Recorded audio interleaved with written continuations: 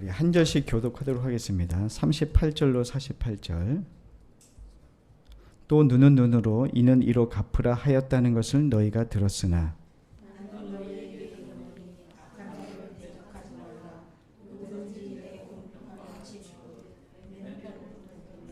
또 너를 고발하여 속옷을 가지고자 하는 자에게 겉옷까지도 가지게 하며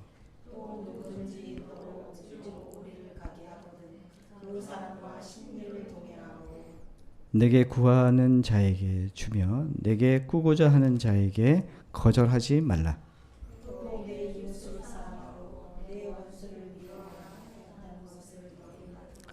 나는 너희에게 이르노니 너희 원수를 사랑하며 너희를 박해하는 자를 위하여 기도하라.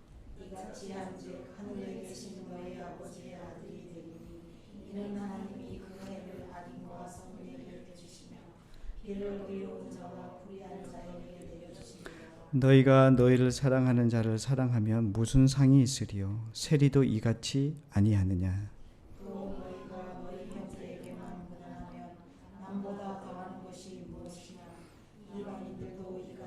함께 그러므로 하늘에 계신 아멘. 하나님의 온전하심과 같이라고 하는 주제로 함께 말씀을 나누겠습니다. 이거 계속해서 마태복음 5장 팔복에 대해서 지금 산상수훈을 지금 계속하고 있거든요. 오늘이 이제 5장은 팔복에 대한 말씀은 마지막이 되지 않을까 생각이 됩니다. 자, 마태복음 오늘 5장 21절부터 48절까지는 살인과 간음, 이혼, 또 거짓 맹세와 복수, 사랑의 새로운 기준을 설명하고 있는 모습입니다. 그 구약에서 나오는 간음, 살인, 거짓 맹세, 복수, 이 사랑의 귀한 법을 예수님께서 다시 절대적 차원에서 이제는 내면적인 자세로까지 확대시키고 있는 말씀이 오늘 마태복음 말씀입니다. 오늘 본문은 38절부터이지만 33절부터 말씀을 차근차근 함께 좀 살펴보려고 합니다. 우리 33절 말씀을 함께 읽어보도록 하겠습니다. 33절 말씀입니다. 시작. 또 옛사람에게 말한 바 헛된 맹세를 하지 말고 내 맹세한 것을 주께 지키라 하였다는 것을 너희가 들었으나. 아멘. 예수님은 맹세를 명확하게 금지하고 있습니다.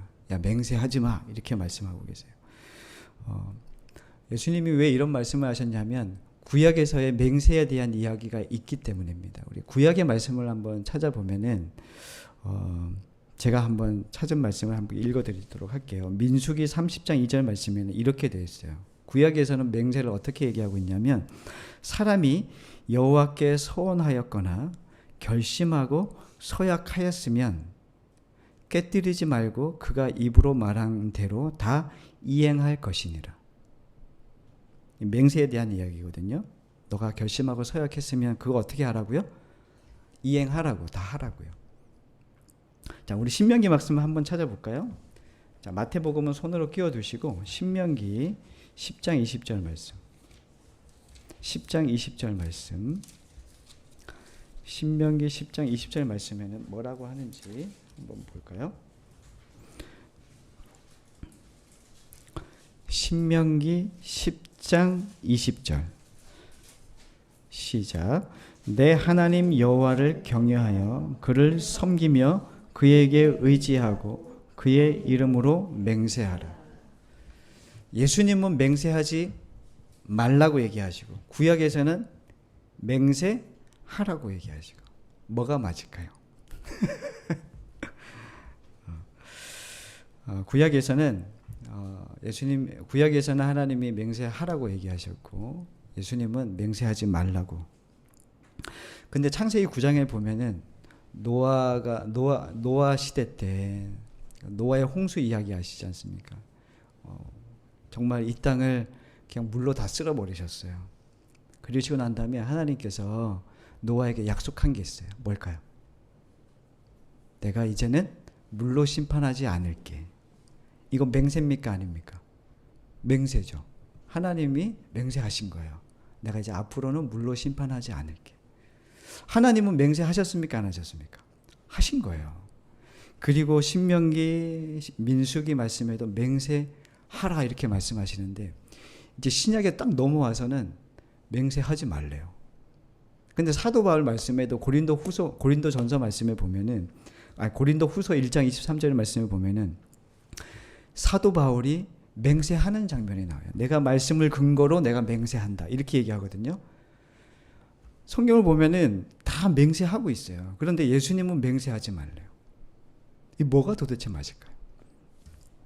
자, 34절을 한번 읽어보도록 하겠습니다. 34절 마태복음 5장 34절 시작.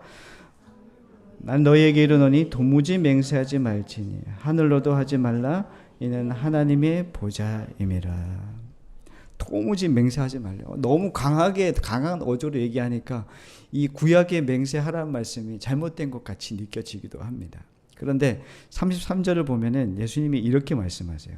또 옛사람에게 말한 바 어떤 맹세하지 말라고요? 네, 중요한 건 이거예요. 맹세는 맹세인데 헛된 맹세를 하지 말라고 얘기하시는 겁니다. 중요한 건 뭐냐면 그때의 이 말씀을 듣고 있던 사람들은 예수님은 누구에게 말씀하고 계시냐면 서기관과 바리새인, 율법 교사들이었어요. 종교 지도자들이요. 근데 그 사람들이 맹세를 많이 했다고요. 근데 맹세를 하는 이유는 뭐냐면 자신의 어떠한 불의한 것을 가리거나 자신의 위선을 가리기 위해서 하나님의 이름으로 맹세를 했던 겁니다. 자신의 뭘 감추기 위함입니까? 자신의 불의함과 위선과 거짓을 가리기 위하여 맹세했다는 거예요. 이게 헛맹세입니다. 하나님께서 우리에게 뭘 원하시냐면 맹세해도 돼. 맹세해라. 그런데 너희가 마음에 하나님 앞에 진실하냐? 이거 물으시는 거예요. 맹세라는 것은 우리가 하나님의 이름, 내가 부모님 이름 걸고 맹세할게. 뭐 이런 거 있잖아요. 이런 게 뭐냐면 다 자신의 이 불의하고 어떤 그런 그 위선과 자신의 어떤 이 부끄러움을 감추기 위한 모습들이 너무나도 많았다는 거예요. 신앙생활에서는 서약은 우리가 이 신앙의 성숙함에 있어서는 중요한 거예요. 필요하기도 합니다. 도움이 됩니다. 그러나 중요한 것은 맹세를 하느냐 안 하느냐의 문제가 아니라 우리가 하나님 앞에 진실하냐 진실하지 않냐는 문제를 얘기하고 있는 거예요. 그러니까 완전히 이 초점이 다른 거예요. 그런데 당시 유대인 종교 지도자들은 자신 안에 하나님 앞에서 진실하지 못했던 삶을 살았던 거예요. 다 자신의 이 속을 감추기 위한 대체어로 이 맹세를 계속 했던 것이죠. 그래서 자신의 종교성을 드러내기 위해서 맹세를 하고 자신의 거짓을 숨기기 위해서 이렇게 했다는 것이죠. 우리는 하나님 앞에 진실한 삶을 살아야 됩니다. 진실한 사람은 맹세하든 안 하든 상관이 없는 거예요. 진실한데 사람들이 알아주는 거, 내가 하나님 앞에 진실하고 떳떳한데 사람들이 알아주는 게 중요합니까? 중요하죠.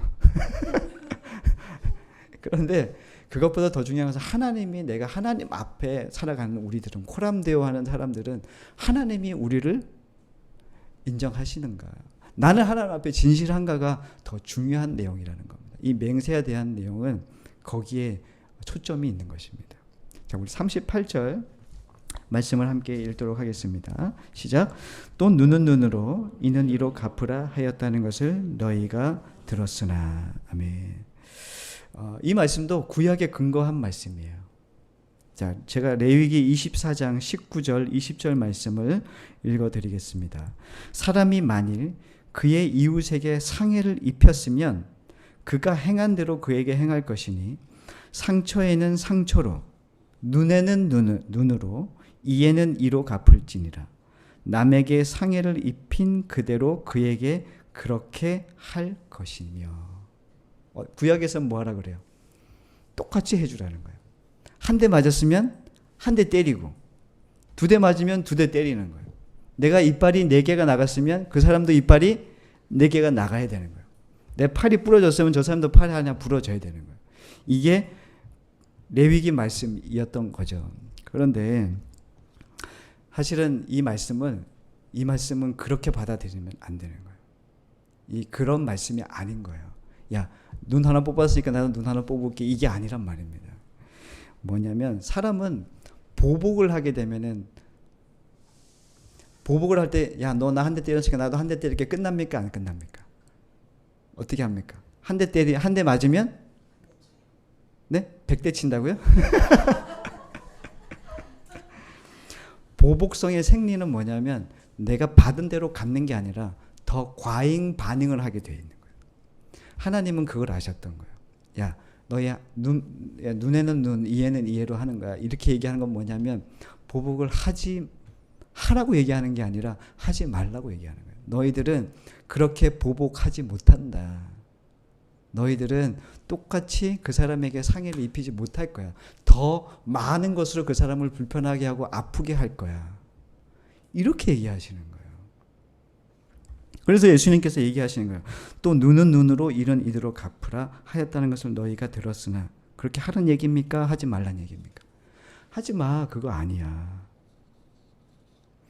나는 너희에게 이르는 39절에 악한 자를 대적하지 말라.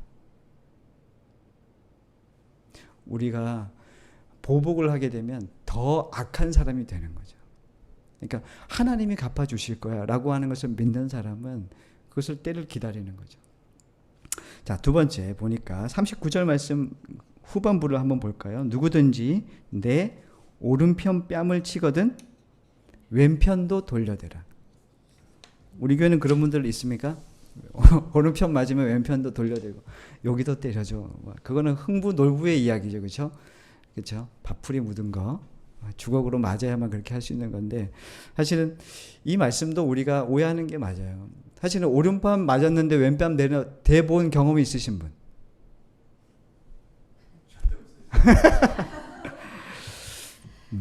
근데 성경에서 지금 어떤 뺨이 먼저 나오냐면 오른뺨 뺨이 먼저 나오고 있어요.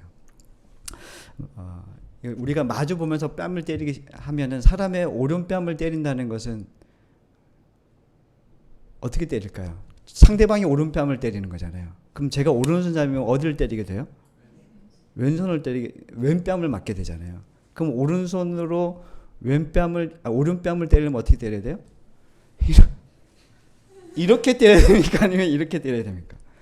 사실 이게 뭐 어떤 거냐면 사실은 이게 그 사람을 아프게 하겠다는 의미가 아니에요. 이 뺨을 때린다는 뜻은 뭐냐면 아프게 하려고 하는 게 아니라 그 사람을 모욕을 주기 위함이에요. 이해되시죠? 내가 오른손잡이인데 그 사람을 때릴 때 이렇게 때린단 말이에요. 오른뺨을 때린다. 근데 오른뺨의 뜻이 뭐냐면 이 상징하는 게 뭐냐면 성경에서 이 오른뺨을 하나님의 택함과 구별, 권능을 설명할 때 오른쪽, 오른 방향, 오른손 뭐 이렇게 하면서요. 하나님의 권능의 오른손 이런 표현 들어보셨죠? 이건 다 하나님의 택함과 구별과 권능을 설명할 때 오른쪽을 얘기하면서 상징으로 내걸었던 것입니다. 사람이 오른쪽을 때린다는 것은 그 사람을 모욕하겠다고 하는 거예요. 내가 그 사람에게 모욕과 모독의 의미로 그렇게 하겠다는 거예요. 이거는 유대인들에게 하는 말이었어요. 유대인들이 얼마나 사람들을 모욕하고 모독하고 그렇게 했는지 모릅니다. 그래서 주님께서 말씀하시는 게 뭐냐면 야, 오른뺨을 치고도 왼편도 돌려대라. 이렇게 말씀하시는 이유가 이 사람들의 마음 가운데 얼마나 하나님의 말씀보다 그냥 그 사람을 아프게 하는 것보다 더 중요한 건 뭐냐면 그 사람을 얼마나 모욕하고 모독하고 그 사람에 대한 비하와 이런 모습들이 가득했던 사람들이었다는 거죠. 유대인들뿐만이 아니라 그 시대의 사람들이 그랬다는 거예요. 더 중요한 것은 종교 지도자들도 소위 좀 높다고 지위가 높다고 하는 사람들 안에 그런 모습들이 많이 있었던 것이죠. 자, 40절입니다. 40절 또 너를 고발하여 속옷을 가지고자 하는 자에게 겉옷까지도 가지게 하며. 이 유대인들에게 겉옷은 되게 중요했던 것 같아요. 유대인들은 속옷도 입지만은 유대인들은 겉옷을 꼭 입고 다닙니다. 이 겉옷은 이 유대의 날씨로 보면은 낮에는 덥고 밤에는 춥기 때문에 겉옷이 꼭 있어야 돼요. 그래서 추위를 막는 외투이기도 했습니다. 그런데 유대인들의 외투에는 이 옷 아래쪽에 술이 달려 있어요. 술이. 그래서 그게 의미하는 게 뭐냐면 율법을 이야기하는 거예요. 그래서 율법이 613개의 계명을 상징하는 것으로 술을 달아서 이렇게 달고 다녔어요. 근데 예수님께서 뭐라고 얘기하냐면 너 고발하여 속옷을 가지고자 하는 자에게 어떻게 하라고요? 겉옷을 줘라. 이런 의미예요. 그러면은 지금 무엇을 의미하냐면 내가 추운데 이걸 못 입는 것도 사실은 우리에게는 아픔이에요. 이것도 주라는 것은 좀 너무한 거 아닌가라고는 생각이 되는데 중요한 건 더 뭐냐면 이것은 그 넘어 그 더 이상 뭔 얘기하냐면 네가 그것을 줌으로 너 자신에 대한 파산을 선고해라 이런 의미예요. 그러니까 너를 위해 살지 말고 너는 다른 사람을 위해 살아야 돼. 야, 너 자신에 대한 파산이야. 너는 없는 거야. 이런 의미로 살아가라고 하는 것이 주님의 말씀이에요. 부담스럽습니까? 안 부담스럽습니까? 엄청 부담스러운 말씀이죠. 41절이에요. 시작. 또 누구든지 너로 억지로 오리를 가게 하거든 그 사람과 십리를 동행해라. 오리는 몇 킬로일까요? 2킬로 정도 돼요. 2킬로. 그때 당시에 유대인들은 지금 로마의 압제 속에 있었던 상황이었어요. 로마의 이제 식민 통치를 당하고 있던 때죠. 그래서 강제 노동을 하던 때였단 말이에요. 그때 예수님이 십자가에 달려 돌아가실 때 예수님이 이제 십자가를 이렇게 지고 가시잖아요. 이제 골고다 언덕을 올라가시면서 이렇게 막 마을을 지나면서 골고다 언덕을 올라가실 때 힘이 없으셔가지고 쓰러지고 말았어요. 그때 병사가 누구를 취합니까? 구레네 시몬이라고 하는 사람을 취해서 그 사람을 대신 지게 하잖아요. 그것도 하는 방법이에요. 왜냐하면 이 사람이 그렇게 할 수 있는 것은 그때에 이 사람들은 식민지로 이렇게 당하고 있었으니까, 식민 통치를 당하고 있었으니까 이 사람들에게 그렇게 강제 노역을 시켜도 되는 거예요. 근데 길이가 얼마냐면 오리예요, 오리. 오리까지는 할 수 있는 거였어요. 근데 예수님께서 뭐라고 얘기하시면 십리까지 동행해라. 그럼 우리가 이 말씀을 보면 누가 생각나야 되는 거예요? 예수님의 십자가가 생각나야 되는 거예요. 예수님이 그 길을 계속 걸어가시는 거예요. 42절입니다. 시작. 내게 구하는 자에게 주며 내게 꾸고자 하는 자에게 거절하지 말라. 주님께서는 모든 것을 주라고 하시는 말씀을 그대로 행하는 장면을 십자가를 지시고 오르신 예수님의 모습 속에 그대로 나타내어주고 보여주고 있습니다. 구하는 자에게 주라. 이것은 사실은 예수님이 하시는 거거든요. 예수님께서 십자가에서 모든 이에게 생명을 내어주고 살아계실 때도 그들에게 모든 필요를 채워주고 그들의 아픈 자에게 병을 고쳐주고 그들의 모든 것들을 해줬던 분이시란 말입니다. 이것을 정리해 보면은 어떤 거냐면 자기의 권리를 포기하라는 의미예요. 지금 제가 쭉 읽었던 말씀, 여러분들이 읽었던 말씀들은 예수 맹세, 눈에는 눈, 오륜밤, 겉옷 내어주고, 거저주고, 이런 모습은 뭐냐면 사실은 그런 의미예요. 나의 권리를 포기하라는 얘기예요. 여러분들은 이 땅에 살면서 그리스도인으로 살면서 우리가 해야 되는 삶은 나의 권리를 포기하는 삶이라는 거예요. 너무 슬프죠? 자, 다시 마태복음 5장 10절로 가보세요. 마태복음 5장 10절. 자, 사실은 여기서부터 시작된 말씀이 지금 연결되고 있는 거거든요. 마태복음 5장 10절 시작. 의를 위하여 박해를 받는 자는 복이 있는 천국이 그들의 것임이라. 아멘. 무엇을 위해서 박해를 받는다고요? 의를 위해서. 의는 무엇입니까? 제가 의를 결론을 지었던 게 뭐였어요? 의는 예수 그리스도죠. 의로우신 분은 예수 그리스도밖에 없어요. 이게 결론이었어요. 우리가 팔복을 할 때. 자, 의는 예수님 자신을 의미하고 의를 위하여라고 하는 것은 예수님을 위하여, 예수님을 따르는 자에게 박해가 뒤따를 수밖에 없다라는 것이 말씀의 결론이었어요. 이것을 자기 권리를 포기하는 것이다 라고 이렇게 표현할 수 있는 거예요. 이 부분은 억지로 노력하면 될 수도, 어쩌면 될 수도 있는데 그 다음 말씀은 우리에게 조금 더 부담스럽습니다. 43절 말씀입니다. 자, 오늘 본문이기도 하죠. 시작. 또 내 이웃을 사랑하고 내 원수를 미워라 하였다는 것을 너희가 들었으나.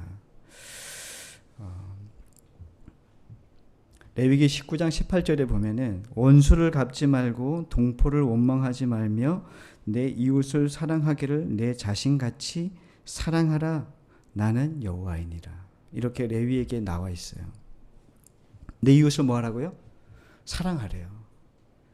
근데 예수님께서 43절에 내 이웃을 사랑하고 내 원수를 미워하라 하였다는 것을 너희가 들었으나, 내 원수를 미워하라 하였다는 것. 원수를 미워하라는 말은 사실은 이 레위기 말씀에 없어요. 주님께서 사랑만 하라고 그랬어요. 야, 이웃을 사랑해라 이렇게 얘기했는데 유대인들이 어떻게 말씀을 신약 가운데 바뀌었냐면은 내 원수에게 원수를 갚지 말고 동포를 원망하지 말고 이웃을 사랑하라 했지, 하나님은 미워하지 말란 얘기는 안 했다 이거예요. 잘 보세요. 레위기 말씀은 사랑하라고 그랬어요. 그런데 유대인들이 말씀을 어떻게 바꾸냐면은, 야, 주님이 사랑하라고 했지 미워하지 말라고 하지 않았다. 그러니까 사랑은 하되 미워는 해도 된다 그런데, 아니 사랑하라고 했지 미워하지 말라고 하진 않았지 않냐 이거죠. 이 말이 지금 이해되시죠? 그걸 가지고 이 하나님은 사랑하라는 얘기 미워하지 말라는 이야기인데 이 말씀 그대로 가지고 와서 자기들이 편한 대로 이용하고 있는 거예요. 그리고 유대인들은 자신들이 편한 대로 말씀을 바꾸기 시작한 겁니다. 그래서 주님께서 말씀하시는 거예요. 야, 네 원수를 미워하라 하였다는 것을 너희가 들었다. 44절. 나는 너희에게 이르노니 너희 원수를 사랑하며 너희를 박해하는 자를 위하여 기도하라. 예수님은 사랑하는 거, 미워하지 않는 거, 더 나가서 뭘 얘기하냐면, 야, 원수를 위해서, 원수를 사랑하고 원수를, 너희를 박해하는 자를 위해서 기도하라고 말씀하죠.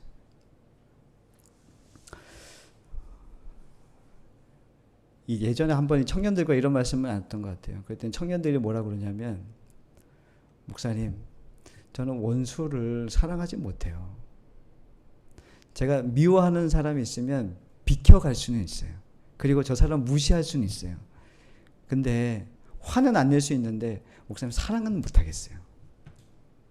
자, 여러분들은 어떻습니까? 근데 저도 그래요. 어떻게 사랑합니까? 나에게 해를 입히고 나를 미워하는 사람에게 제가 어떻게 사랑할 수 있겠어요? 말을 한번 인사는 할 수 있겠죠. 안녕하십니까? 인사는 할 수 있어요. 근데 사랑은 못하겠더라고요. 이게 우리들의 마음입니다. 근데 주님은 사랑하래요. 자, 그러면서 주님께서 5장 20절에 이렇게 말씀하세요. 마태복음 5장 20절. 시작. 내가 너희에게 이르노니 너희 의가 서기관과 바리새인보다 낫지 못하면 결코 천국에 들어가지 못하리라. 너희의 의는 뭐냐면은 주님의 자녀들, 하나님을 주인으로 모신 자들을 얘기하는 거예요. 그 사람들이 바리새인과 서기관보다 결코 낫지 않으면 어디 못 간다고요? 하나님 나라 못 간다고요. 우리 그럼 그렇게 못 하잖아요. 우린 그냥 글렀어요. 우린 천국 못 가요. 그럼 이제 실상하고 계세요? 원수 사랑하십니까? 안 하시잖아요. 표정이.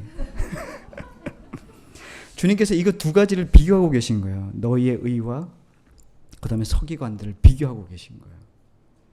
근데 사실은 우리가 당시 유대인 그 서기관과 바리새인들은 이 종교적인 열심과 행위로는 누구도 못 따라갈 정도였어요. 근데 주님은 걔네보다 잘 못하면 너희들 천국 못 가. 이렇게 얘기하시는 거예요. 근데 중요한 건 뭐냐면 바리새인과 서기관들의 이 종교적 열심의 근거는 뭘까요? 나 자신입니다. 자기 자신으로부터 시작된 열심입니다. 그렇다면 너희의 의는 무엇일까요? 너희의 의는 뭐라 그랬어요? 예수 그리스도입니다. 의로우신 분은 한 분이세요. 예수 그리스도. 예수 그리스도. 나의 모든 더러움과 나의 이 죄악을 내가 대신, 예수님께서 대신 매맞고 겉옷을 벗어주시고 나와 심리를 동행해 주시고 나의 공로와 나의 의는 없는 이러한 삶을 주님께서 우리에게 허락해 주신 거예요. 그러면 우리는 뭘 해야 되냐면은 나로서는 전혀 못하는 거예요. 이 산상수훈의 이야기는 우리는 못하는 내용이에요. 근데 주님께서 말씀하신 거예요. 너희는 못한다를 알려주고 싶으신 거예요. 그냥 니는 안 돼. 근데 너희의 의, 너 안에 내가 있으면 가능한 거야. 네가 나를 주인으로 모시고 너 공로 없어. 내 의로 너는 사는 거라고 하는 이 고백 위에 너는 이러한 하나님의 사람으로 자녀로 살 수 있는 거야. 이렇게 말씀해 주시는 거예요. 읽으면 여러분들 답답하지 않으세요? 산상수훈 읽으면 도대체 뭐 하란 얘기야 말란 얘기야. 할 수 있는 이야기를 좀 써놓으면 좀 낫잖아요. 근데 하지 못한 이야기만 계속 적어 놓는 거예요. 어떻게 오른밤을 냈는데 왼밤 되고 막 말도 안 되는 이야기 아닙니까? 우리 욕은 얼마나 잘합니까? 여기 보니까 미련한 놈이라고 하면은 어떻게 돼요? 이 사람도 아무 가망이 없는 거예요. 22절에 미련한 놈이라고 하면 안 된대요. 라가라고 하는. 예? 이 욕이에요, 욕입니다. 22절에 보면 라가라고 하는 말도 안 된다는 거예요. 라가라고 하는 말이 뭔 뜻이냐면 골빈 놈 이렇게 얘기하는 것도 이것도 안 되는 거예요. 여러분들 이번 말보다 더 심한 욕 많이 하시잖아요. 막 이렇게 하시잖아요. 얼마나 욕 잘합니까? 저도 욕 엄청 잘했는데 혼자 있을 때는 합니다. 네. 그런데 우리로서는 가망이 없는, 우리에게는 공로가 없는, 나의 힘으로는 절대 행할 수 없는 이 일을 주님께서 말씀하시면서 너의 힘으로가 아니라 나의 의로, 하나님의 능력으로, 예수 그리스도로 말미암아 우리는 살아갈 수 있다. 이렇게 해갈 수 있다는 거예요. 내 안에 그리스도의 자비와 사랑과 넉넉함으로 사는 것입니다. 그분의 의가 내 안에 임하는 거예요. 그분이 내 안에 오시는 거예요. 그래야만 내가 이 말씀을 따라 살아갈 수 있는 겁니다. 그게 이 복음의, 이 말씀의 전부예요. 내용을 수만 가지 막 십계명을 풀어서 더 막 우리에게 막 확장시켜서 말하지만 이 결론은 너 안 돼. 나로만 할 수 있어. 라고 하는 예수님의 말씀이라는 거예요. 자, 45절 말씀입니다. 45절 말씀 시작. 이같이 한즉 하늘에 계신 너희 아버지의 아들이 되리니 이는 하나님이 그 해를 악인과 선인에게 비추시며 비를 의로운 자와 불의한 자에게 내려 주심이라. 여러분들 여기서 말하는 악인은 누구일까요? 안 믿는 사람? 선인은 누구일까요? 믿는 사람? 자, 그러면은 의로운 자는 누구일까요? 예수 믿는 사람? 불의한 자는 안 믿는 사람. 아니에요. 이거는 그 사람들을 두고 얘기하는 게 아니에요. 악인과 불의한 자는 누구냐면 나예요. 우리가 어떤 사람이었냐면 악인이었고 불의한 자였잖아요. 예? 근데 주님께서 우리를 어떻게 바꾸셨어요? 악인이었던 자를 선인으로 바꾸시고 불의한 자를 의로운 자로 바꾸셨잖아요. 가가지고 야 너는 불의하구나, 너는 악인이구나 이 얘기하면은 말씀과는 전혀 관계없는 거예요. 주님 그렇게 하지 말라고 하셨어요. 믿지 않는 자들은 향하여 기도하고 사랑하는 것밖에 없어요. 정죄할 이유가 없는 거예요. 예수 안 믿었어, 너는 탈락이야, 이게 아니라 나 또한 너와 같은 시절이 있었다. 나 또한 그러한 삶을 살았던 한 사람, 악인과 불의한 자였는데 주님의 공로로 내가 의인이 되었고 선인이 되었고 의로운 자가 되었다는 거예요. 누굴 향한 말씀이에요? 우리를 향한 말씀이에요. 어디 밖에다 얘기하는 내용이 아니란 말이에요. 주님께 온 자들, 지금 교회 안에 있는 우리들에게 말씀하시는 거예요. 48절 결론입니다. 그러므로 시작. 그러므로 하늘에 계신 너희 아버지의 온전하심과 같이 너희도 온전하라. 자, 온전하다는 것은 퍼펙트, 완전한 걸 얘기하는 게 아니에요. 온전하다는 것은. 온전함이라는 것은 성경에서 뭘 얘기하냐면 거룩함입니다. 거룩한 것. 이 땅에 완전한 사람이 있습니까? 없습니까? 없어요. 자, 돌아온 탕자 이야기 하시잖아요. 둘째 아들이 아버지 저 재산 다 주십시오. 그리고 집 나갔잖아요. 예? 그리고 집에 돌아와요. 먹을 것도 없고 이제는 내가 돼지 먹을 음식밖에 없는 이 사람이 이제는 둘째 아들이 그렇게 탕하로 살다가 이제 주님께 돌아옵니다. 그때 아버지가 그를 맞아주잖아요. 아버지가 저기 멀리서 걸어오는 그 아들을 둘째 아들을 그냥 끌어안아 버리잖아요. 이게 온전함입니다. 완전해졌습니까? 이 둘째 아들이? 아버지께 오면 완전해지는 겁니까? 아니에요. 거룩하신 주님께서 그 둘째 아들을 끌어안으시는 거예요. 이게 거룩이에요. 우리는 완전해질 수 없어요. 우리는 다만 온전함을 입는 거예요. 예수 그리스도께서 우리 안에 오셔서 거룩한 사람으로 여겨주시는 거예요. 주님이 내 안에 계시기에 우리의 거룩하고 의롭고 선하다고 이야기하는 거지 우리의 선한 행실, 선한 모습이 아니라는 말입니다.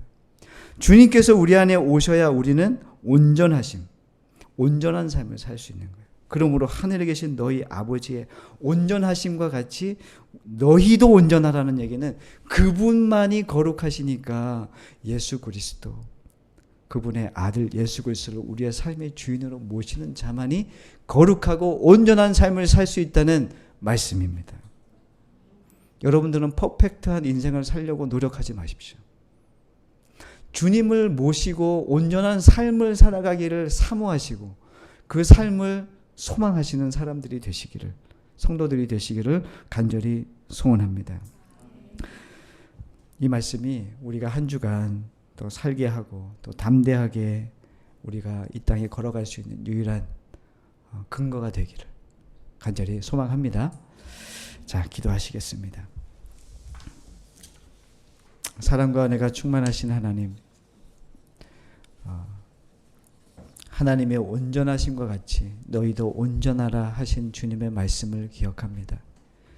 하나님, 우리는 완전해지고 싶었었는데, 완전하게 삶을 살고 싶었었는데 우리의 힘으로는 도저히 행할 수 없는 삶이라는 것을 오늘 말씀을 통해 깨닫습니다. 주님을 나의 구주로, 주님을 나의 주인으로 모시고 주님과 함께 동행하는 삶만이 온전한 삶을 살 수 있다는 이 말씀을 우리의 마음 가운데 깊이 새기게 하여 주시고 오늘도 매일의 삶 가운데 이 한 주간의 삶도 주님과 함께 동행하고 주님과 함께 살아가는 이 싸움을 세상 가운데 빼앗기지 않는 우리 모든 우리는 교회 성도들이 되도록 주님 역사해 주옵소서. 모든 말씀 예수님의 이름으로 간절히 기도드립니다. 아멘.